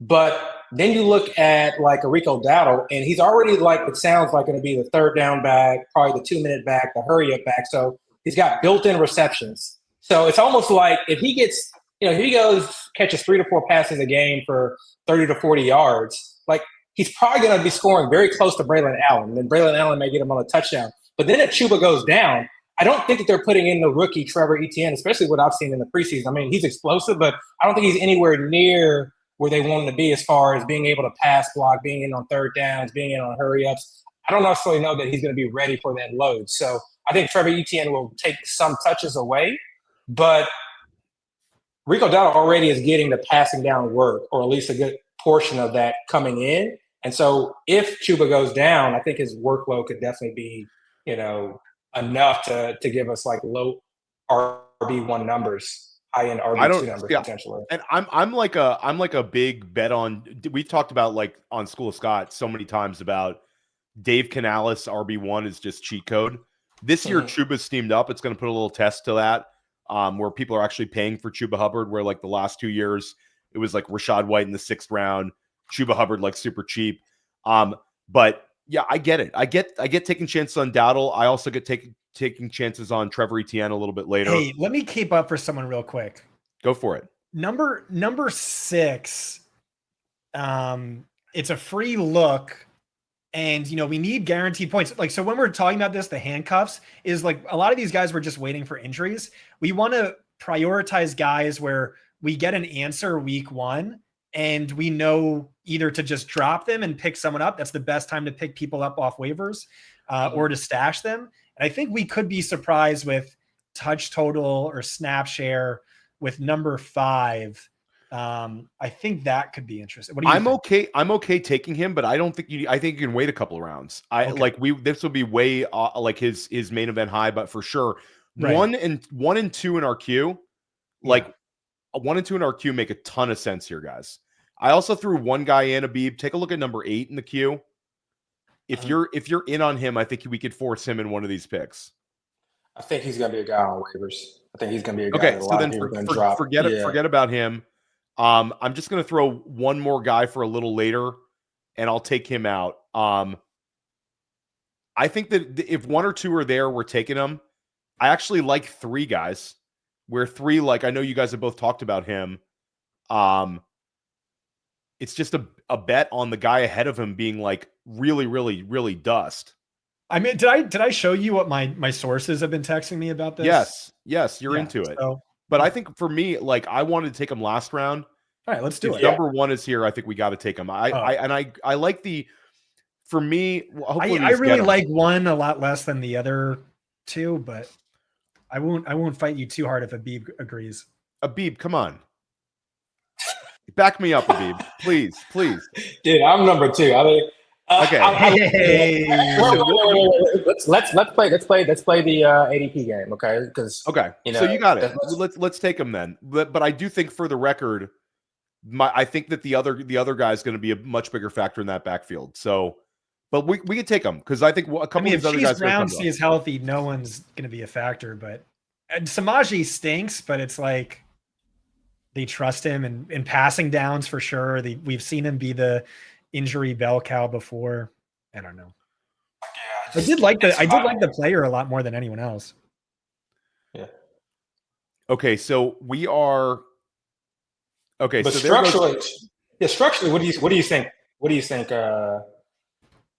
Theo, structurally, just for this team, as far as between 1 and 2? I think it's 2 because does one's losing a little bit of juice lately too, guys, because of the arguments I'm making. I don't see that. Yeah, let's go 2. Let's go 2. Okay, I think it feels better. Okay, let's take him. So we'll take Taj Brooks. I like some of the names you added to the queue. I think 5 is probably my favorite of the names you added, Abib. Mhm. I don't know. I'm hearing some crazy buzz on Dulcich. That seems kind of real, but I'll tell you one that's interesting though, because the guy ahead of him's missed so much time. There's some smart people sort of in on 8 right now. Yes. Agreed. I don't Some get very that at smart all. people that we know Agreed. are in on 8 Agreed. right now. Bro, You know I why you get don't that get it? at all. You know why you don't get it, Scott? Why? Because of his head coach. Because nobody gets his head coach. Yeah, but that's you can't that's the think thing. of, you know? So when Jonnu got traded to the Steelers, I'm like, oh, maybe we Yeah. see like an Aaron Hernandez Gronk thing. I pulled Yeah. up Freiermuth's snap share in 2 tight end sets. It was at 33% when everyone was healthy. And I asked Max Toscano about it. I'm like, what do you think this means? It's like, I think this means Arthur Smith hates him, and that's why they traded for Jonnu. So that's But kind of Jonnu just got back to practice yesterday. Yeah, but it's also Arthur Smith's literal favorite player of all time. I'm team Jonnu, but I know there's some people that I really respect that have a ton of money in this that are auto taking Muth now in this range, because there's a pathway where their wide receiver. What did he do last year without Jonnu, right? Muth ended the year pretty well. Muth had a good strong end of the year, like in terms of FFPC scoring. I don't remember him as a difference. To me, what it comes down to is the quarterback, Aaron Rodgers, and I don't see this amazing fit with DK. Not that DK is not going to lead them in receptions and yards, and he's already, you're already hearing, rumors and rumblings about him not necessarily gelling or feeling very comfortable with the wide receiver 2. So I do think that their second receiving option is going to be a tight end, and so I feel like Johnny will be like schemed open and have maybe some handoffs and end arounds, things like that. But I think Pat Freiermuth is going to be that guy that's going to be running routes for him. It's going to be like the safety blanket. And I got to pull the quote. I think Dale's the one that showed me. In the offseason, Aaron Rodgers and Pat Freiermuth, there was some some love there. So to me, that's a big thing. Like, who's the guy that Aaron Rodgers likes? Who's he going to be looking? So that's go ahead. I think Jonnu's also like, and again, I think Jonnu's been too beat up, but I think it's an offense that is not going to use the wide receiver 2 position.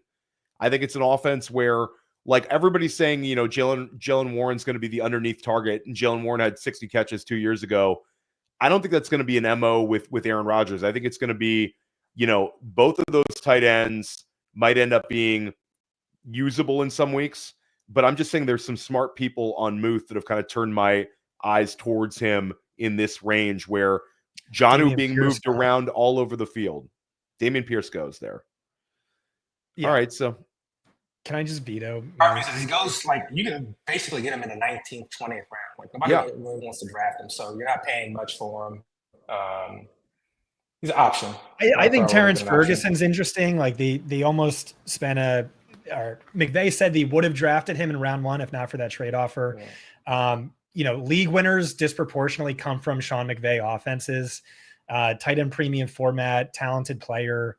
I think, versus Freiermuth, that just seems so disgusting to me. Gesicki's interesting. If you look at games, T. Higgins was hurt or sat out. He was putting up like high-end wide receiver 1 numbers for this format.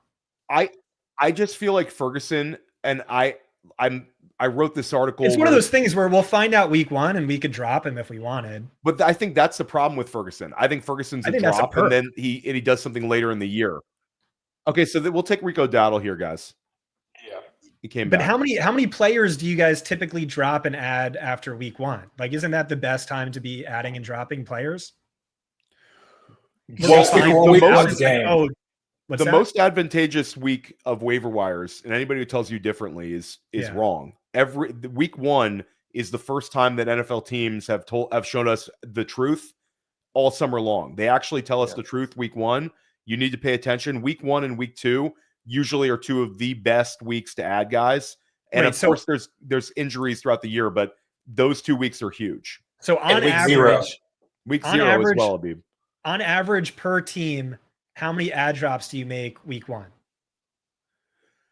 It depends on the team, but how I'm many players are you dropping week 1 on average? Like 1.5, 2.5? more because Right. I want to have access to some of the guys that are getting a higher snap share than we anticipated. So that's a perk to me. Terrence Ferguson comes out, runs more routes, gets more targets than Tyler Higbee. That's like a player people are spending a ton of fab on. Like that's if he gets 0, then it's like, oh, sick. I drop him and I pick up one of these other exciting players. Yeah, no, I get it, but I do think that that one of the arguments with Ferguson is I think he could be on the Chigakonkwo, Pat Freiermuth trajectory where he's already missed a little time in preseason.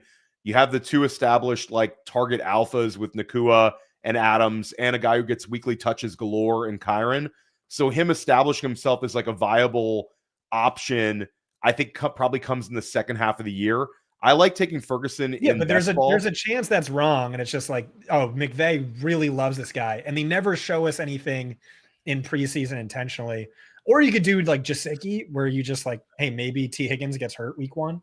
I'd rather take the shot on Freiermuth than Gesicki. I would just veto Freiermuth. I'm sorry. Abib, 17th round. Yeah, so I don't want to say much because I don't want somebody to take our guy, but just 5. I want to go to 5 real quick. That's in the queue. Yeah. This is not a guy that I want to draft, but this is a guy that like on a team like this, where if we have an extra like, slot or we know we're struggling at this position, like this is the kind of guy that you want to draft. There were you can go to years previously where you had a starting tight end that everyone drafted. The rookie was not, basically getting any snap share, but you could see that offense prioritized a tight end. And then as soon as that tight end goes down, that rookie tight end or that second-year tight end comes in and just dominates. So 4 is just someone. What did we see? What was it? 2 years ago? We've seen this play out. Yeah. My counter is like I think he's a fullback, and I think that's how he was used last year, and I think that's how they drafted him. But he's better than Freiermuth. I'll give you that. I'm fine with. I would say 2, but and then probably 3 coming back. Okay, so do we want to push in 2 here? Because don't you want to? I think we could. If we're going to take 2, we might as well prioritize a defense or kicker because I think he'll come back to 18. You think he's not going to come back? You could take an edge defense. I would love 2 here. I would love 2. If we get sniped, we get sniped. That's just an unreal thing for them to get. Not unreal, but can I throw out? I threw out. There's 2 free look plays at the bottom of our queue that are very interesting to me. Because again, we get a free look edge. I'm okay taking number 2 here if you guys want to push it in. Yeah, let's do it. Okay, cut down for today. He wasn't cut, right? Just to make sure. No, I think he's going to make the team. Okay. We might as well. If we took a cut down player, shout out to live YouTube here. Yeah. Okay, so we're taking him. We're in this range. We're talking about kickers, defense, and players who are very likely to be dropped from our roster week 1. But free looks should be prioritized here. Let me throw out number 5, guys. Him falling in the end zone 2 times in game 1 if he's got the short yardage role. Oh, I would still take 2, and he's a free look guy too, right? Yes. Yeah. Okay, so we'll take 2.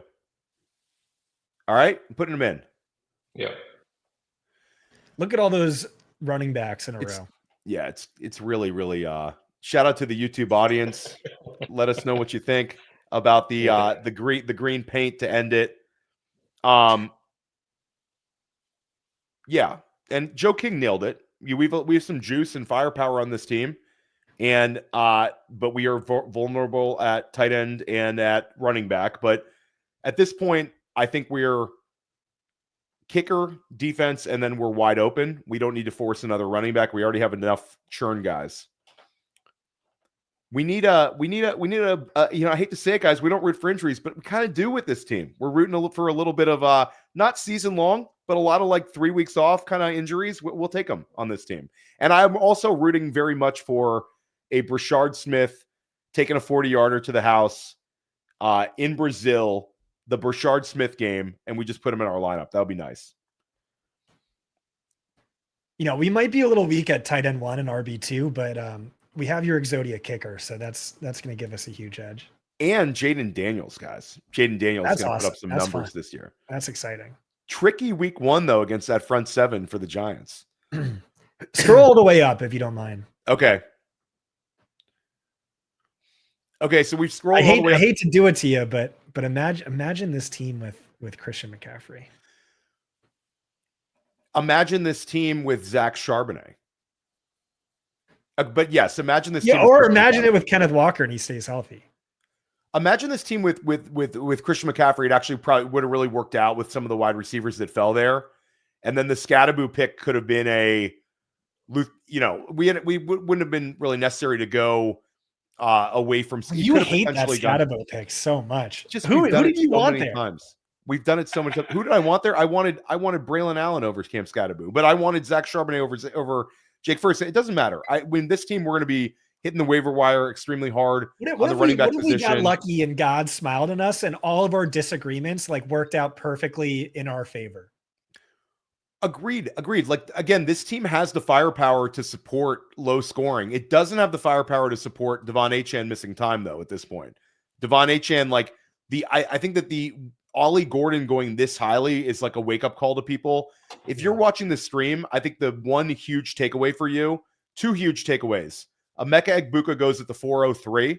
Like Abib and I talked about at the beginning, these drafts get wacky at the beginning at this time of year.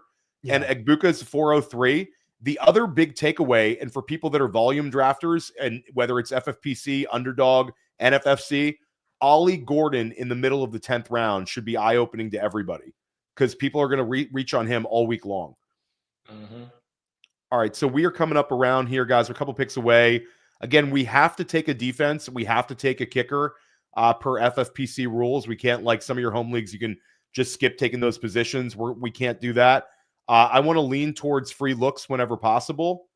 Here, let me take out, let me put my guy at the top.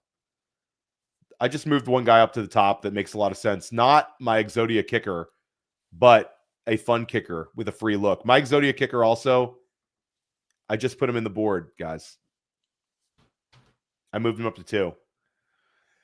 Defense, Abib, number 6 makes some sense. Yeah, I'm good with that. I just added a couple players to the queue. Yeah. My queue is lagging. Okay, so Cameron Dicker goes off the board. That would have been the free look kicker that I think is pretty fun. I think we lean into the free look here, guys, and we take team. I just moved him to the top of the queue. Get a free look here if they're there. Do you want to do it? I think so, because the rest of these guys in our queue are likely going undrafted. So yeah, they're end game kind of guys. So yeah, and so we can wait on kicker. Okay, so hopefully. Okay, so let's take the Kansas City Chiefs defense, and anybody who doesn't draft FFPC, these high stakes leagues, you get a free look at the Thursday and Friday games, and there's a ton of drafts on Thursday, Friday, Saturday. All right, so we're taking. Can you scroll down the board? We took Chiefs. Oh, yeah. Sorry about that. Let me do that. And let's give a quick recap of who we took.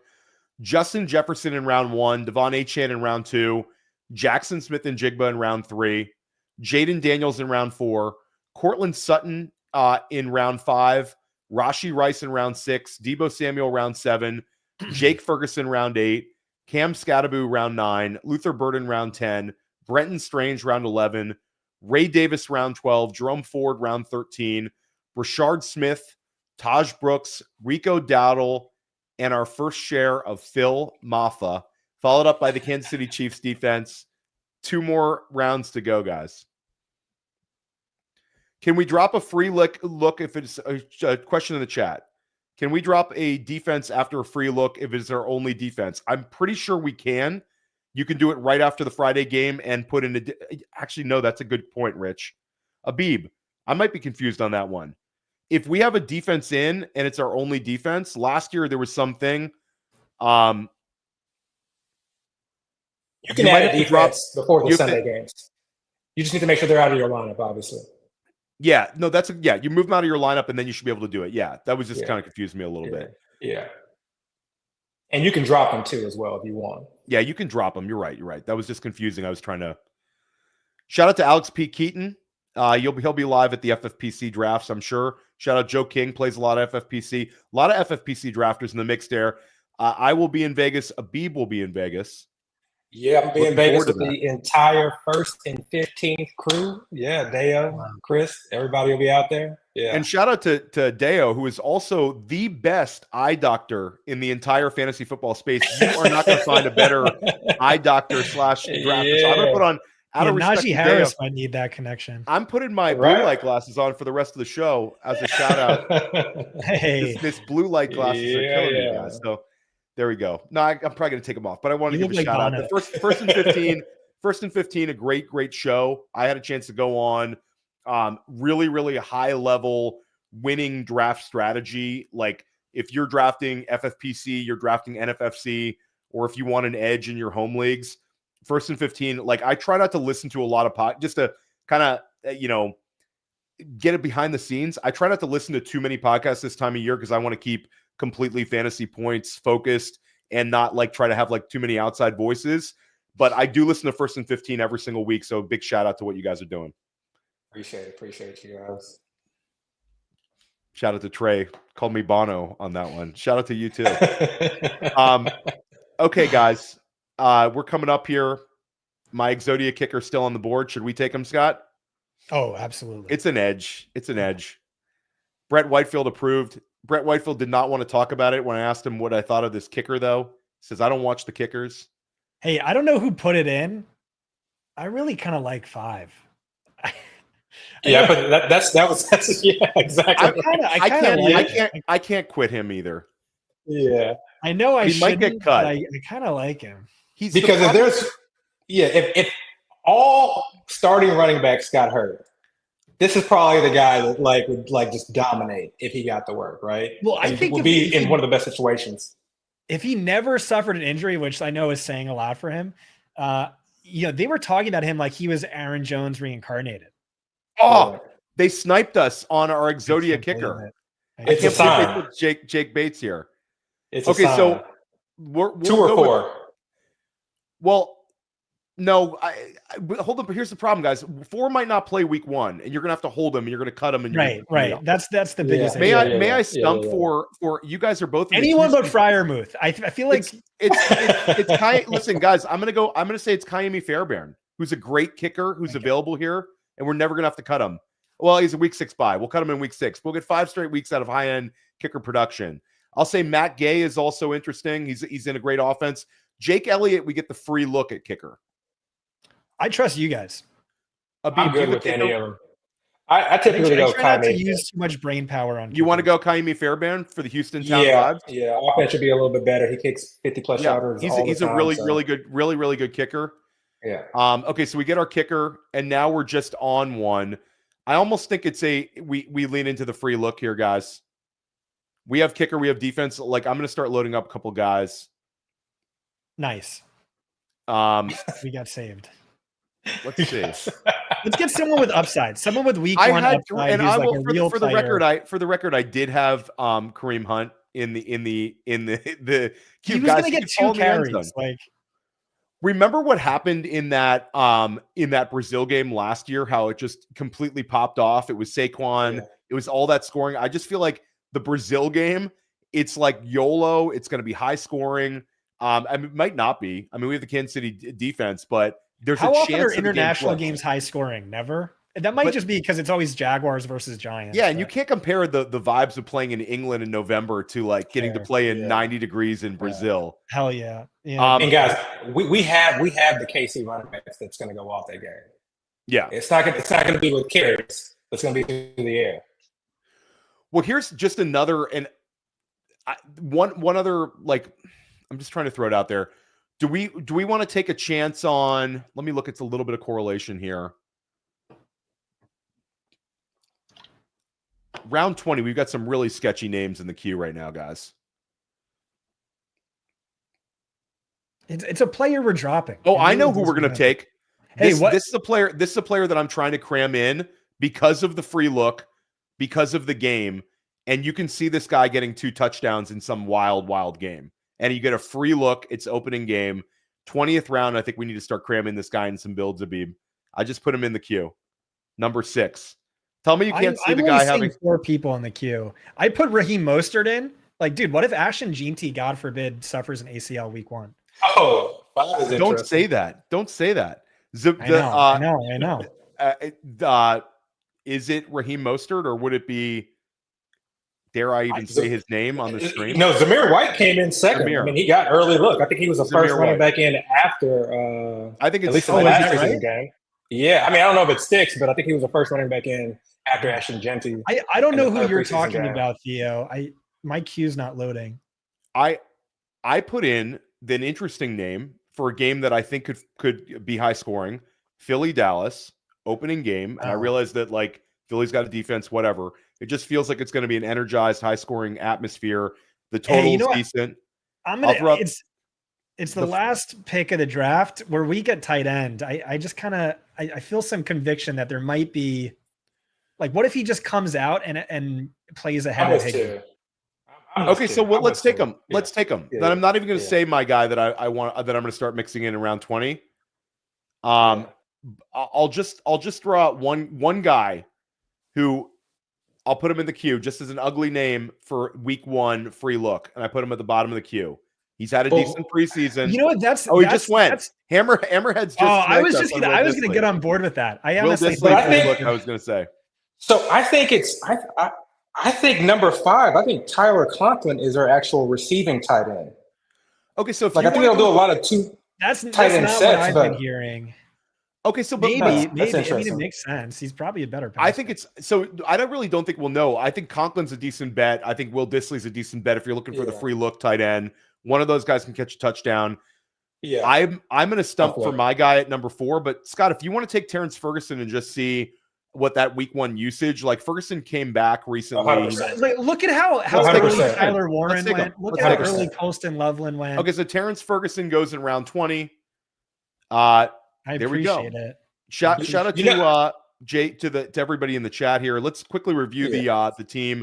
Abib, let everybody know what you have coming up with 1st and 15. Yes. Go ahead. No, you go promote your stuff first.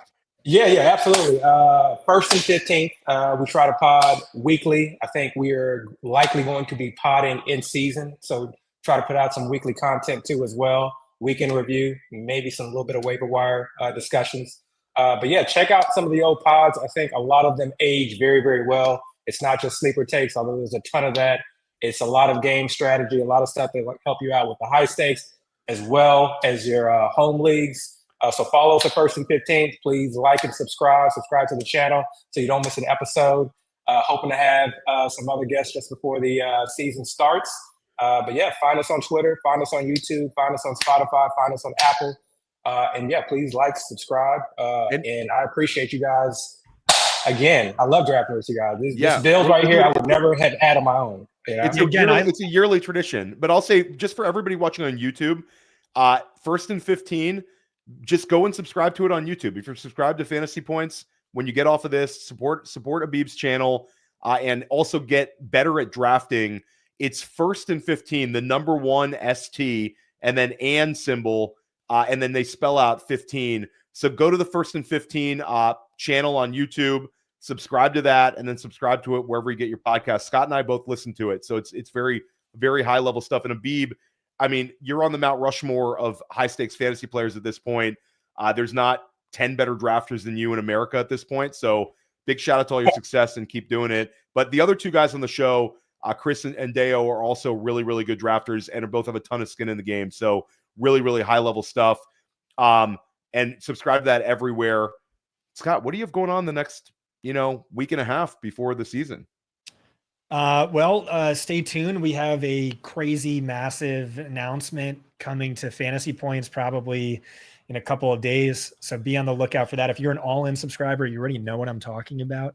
A little special secret surprise I've been alluding to.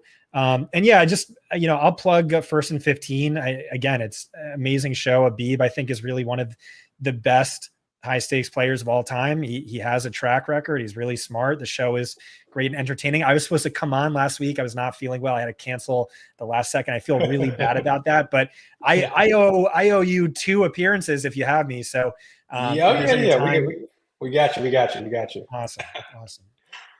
Yeah, and again, a big thank you to the Fantasy Points audience watching this on YouTube. This is YouTube only, not on a podcast, because our YouTube channel has grown so much. Big shout out to Trey behind the scenes, one of the best in the business, just running things. And we've been able to really, really grow that channel. Want to promote fastest growing YouTube in the entire fantasy football and betting space right now. Not even close. We're crushing them. So we're going to continue to do so all season long. Big plug for School of Scott. We've been dropping, I think, just awesome episodes week in, week out. We're going to continue doing that, Scott and I together throughout the season. And also Fantasy Football Daily. In season, I'm doing a waiver wire show. That's with Joe Dolan and Tom Brawley. I'm also going to do a start sit with Graham Barfield, which I'm really, really looking forward to.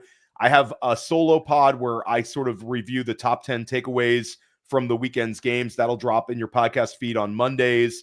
And then I have a show with a guest once a week. Dynasty Life, I'm dropping that once a week as well.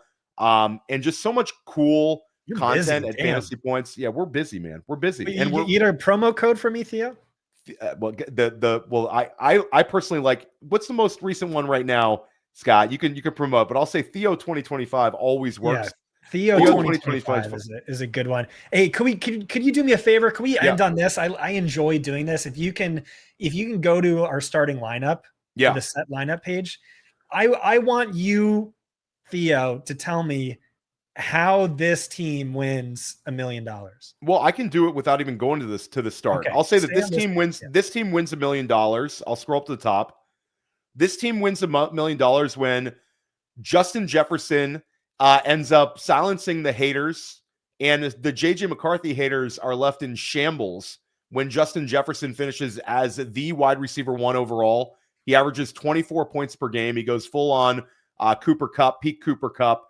And Jefferson has another wide receiver 1 overall season. Devon Achane plays all 17 games, and he becomes the 5th running back in NFL history to finish with 100 receptions in a season. Jackson Smith and Jigba, another player seriously mispriced. He catches 100 passes again, but this time he has 12 touchdown catches. Sam Darnold is this year's Sam Darnold, gives you top 15 QB numbers. JSN goes through the roof with no DK Metcalf, no Tyler Lockett. Jaden Daniels rushes for more yards than any quarterback in football, rushes for over 1,000 yards, wins the NFL MVP, finishes as a QB1 overall. Rashee Rice only gets suspended 5 games. Cortland Sutton ends up finishing as a top 15, top 12 wide receiver again. Wow. Deebo Samuel averages 15 points per game, and we're able to constantly churn through those guys. Tyrone Tracy fumbles twice in week 1, and he drops a potential game-winning pass from Russell Wilson. Russell Wilson drops to the ground, hands on his head. Brian Dable looks shell-shocked. They have a chance to beat Jaden Daniels and the Commanders.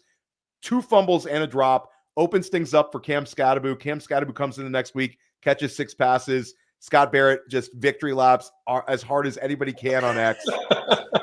Luther Burden, through 4 weeks, Luther Burden finds a way to get into the slot role. Bears start out slowly, and Ben Johnson just says, you know what, Luther Burden, you're it. You're him. Yeah. You're in the slot. We're feeding you. Forget end of the season, Amon-Ra St. Brown. You're getting 9 targets a game. Go ahead. And Luther Burden looks him dead in the eye and says, Coach, I got you. I'm a wide receiver 1. I'm going to put up the numbers. So we just have these hardcore decisions every week, but it's champagne problems because we're like, which wide receivers do we have to start?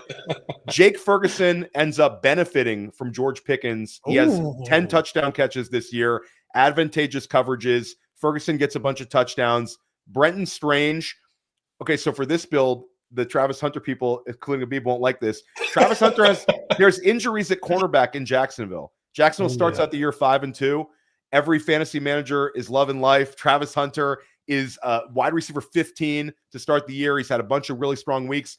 And then they say, you know what? We just lost 2 cornerbacks. Travis, you're going to have to play 85% of snaps at cornerback. We're going to cut back on your offensive usage. Brenton Strange benefits. Brenton Strange has similar numbers to Evan Ingram. Does really well. So we have 2 tight ends cooking. And then, guys, we can keep going with this, but it's really we've got so many pathways at running back here. James Cook season-ending injury. James Cook. Chuba Hubbard season-ending injury. Quinshawn Judkins does something else off the field. Jerome Ford gets time. Brashard Smith goes full-on Jerick McKinnon. Taj Brooks, Chase Brown misses time. Chuba Hubbard misses time. Rico Dowdle. Phil Maffa takes advantage of the ugliest running back situation. And then Kyami Fairbairn has to finish as the kicker one in this scenario. So that's how we win $1 million. That's how we win $1 million. And lastly, the number one waiver ad in FFPC after week 1 is Terrence Ferguson. Once we see him running 90% route share and he goes 6 for 70 with the 30-yard touchdown up the seam, game's over. That's it, guys. That's it, guys. I really just want to say that was one of the most impressive things I've ever heard on stream. That was beautiful, Theo. Listen, guys, so we got to paint a picture. And a big shout out to everybody else over at Fantasy Points. Make sure you're following all of our wonderful podcasts. It's going to help you win. Fantasy Points Data Suite, the best data in the game. And the articles this year, like a big shout out to Joe Dolan. Like, we have such a great lineup of articles. It's not like there's no fluff. It's all articles that can help you win. Really, really proud to be part of the team. Really excited about how everything's looking. And big shout out to everybody in the chat. You've really, really supported us this summer. We got you. We want to win championships. We want to help you win money. And that's about it. And make sure you're following Abibag Batoba. What? Why are you shaking your head? You're welcome.